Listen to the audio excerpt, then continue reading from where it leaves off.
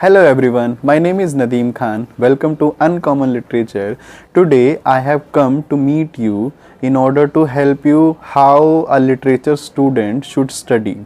So when I was in my graduation, I had a lot of doubts in my mind that how to study English literature, but there was no one to tell me. So that is why I thought it appropriate to come up with a video in order to explain you everything that how should you go ahead in your literature journey. So first of all, I want to tell you that as a student of literature, you are expected to have a good command on English language. Okay, if you are lacking anywhere in the English language or anywhere, so first of all you have to work upon your English. Okay, after that you have to think about your syllabus and what are the texts given there. So all the syllabus usually deals with the different ages and their major authors. So first of all, while you are reading these texts, you will get a good idea of the age. For example, you all must have read The Rape of the Lock or MacFlecknoe. Why most of the literature students have these texts? Because it gives you a clear idea of the new classical age. Okay, similarly, you all must have had Chaucer, the Canterbury Tales in your syllabus. So why these texts have been provided to you? Because they have been provided to you in order to make you acquainted with the age and that what was important at that time. Okay, so how you have to approach a text? I have divided it into three parts: the introduction, the main text, and its critical analysis. So before reading the text, I tell you that you have to read its introduction, because sometimes you don't know. I tell you that literature is not only about stories. It is not that you will just read the summary or you will know the story and it will be enough for you. No, it is about analyzing, getting a power to analyze any literary work.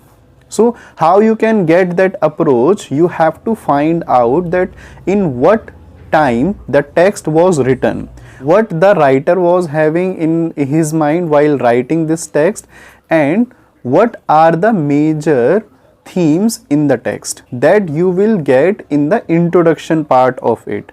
For the introduction, most of the times it is available in the textbooks only. Otherwise, you can also read it on the internet. What you have to figure it out, that you have to see its historical, religious, social, cultural, and so on. These approaches you have to find out. You have to read the text in these contexts. Okay, now come to the main text. When you are reading the text, first of all I want to tell you that most of the students have a habit of reading or just summary. So summary is not enough. You cannot be a promising student with reading summaries only. You have to read the text in order to get the exact flavor of that text. For example, you would never know what a mock heroic is without reading the textbook.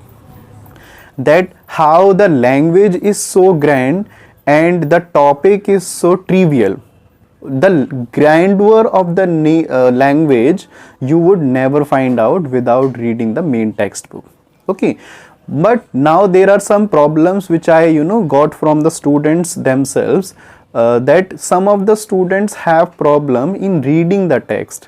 So what you can do, you can listen to the audiobook and you can understand the textbook in that manner. Moreover, sometimes the students are stuck with the vocabulary. I tell you that most of the times you will find it difficult to read the text because these texts have very difficult vocabularies. What you can do, you can keep a dictionary with you and keep writing the meanings in English only on the textbook, on the margins. One thing. Secondly, you have to do this practice with some of the pages of the novel or any text, because a writer, you will find that a writer has used only a selective vocabulary and he is later repeating them only. So once you become familiarized with some of the vocabulary, you will find it again in the later pages of that text.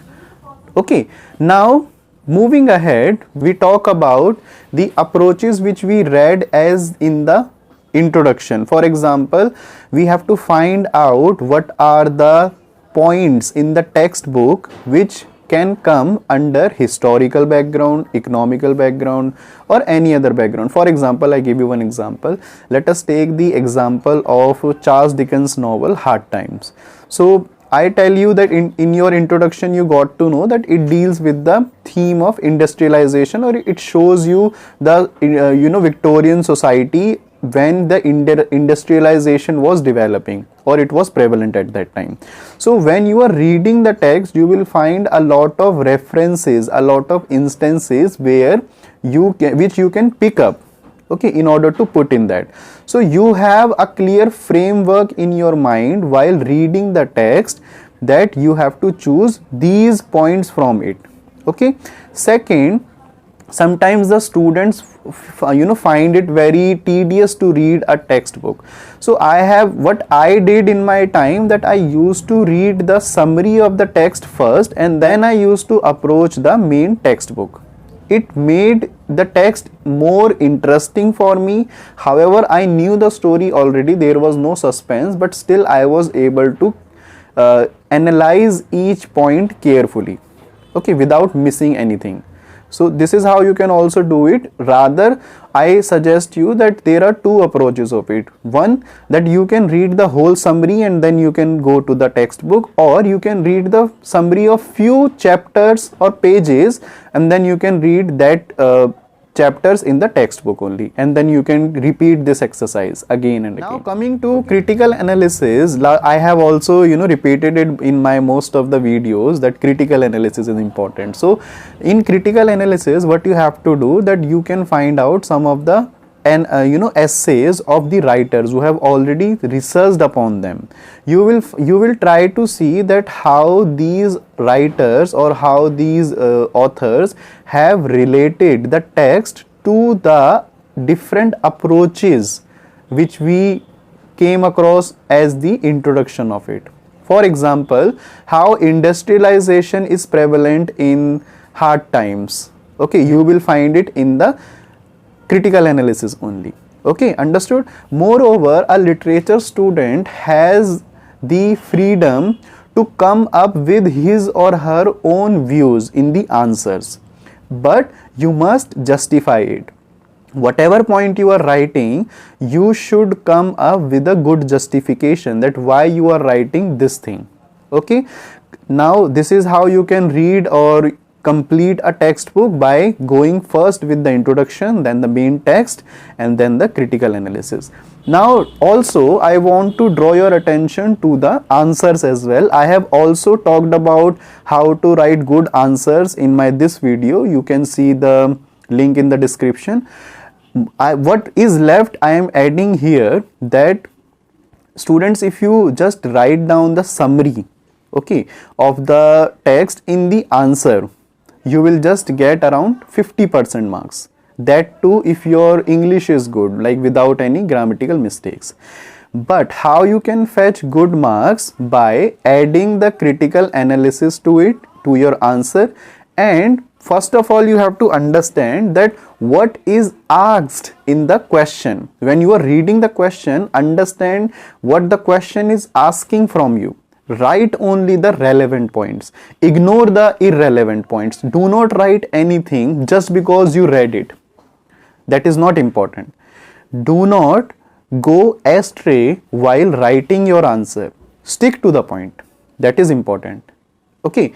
Now, you have to, obviously when you are dealing with any play or any novel that has a good story, obviously you will come up with the instances from the story itself. But that instances have to be combined with critical analysis, your own opinion, your own interpretation, okay. So that would not be a summary only, but that would be a good answer with critical analysis, the exact references. For example, I give you, for example, that I have analyzed Othello already, and I have also analyzed Dr. Foster's. You can watch their videos on my channel. So suppose if you say that the question is, what is Foster's guilty of? So what is the guilt which Foster's is suffering of? So suppose you want to say that he is guilty of excess. Now this is the answer. Now you have to come up with a lot of references from the play which supports your answer. For example, that he did not stop even after so many warnings from Mephistopheles or good and bad angels or from the old man. He did not stop. He wanted more and more. He was already a learned man, but still he wanted to move ahead. He wanted to become the king of Germany and almost a godlike image. Okay, so that is how he is guilty of his own excess, his own greed. Okay, so when you are saying a point, you have to come up with the supporting ideas. So this is how you can write a good answer to it. One last thing I want to mention here, that in literature, each text has some specific ideas attached to it.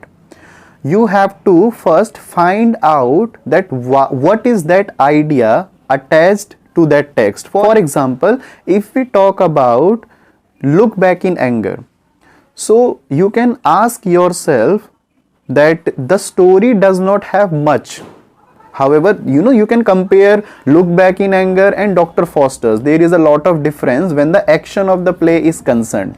But what makes the play important when you go in the context of it? I am talking about Look Back in Anger. For example, if you watch my video, I have given you the introduction in the beginning before moving to the play.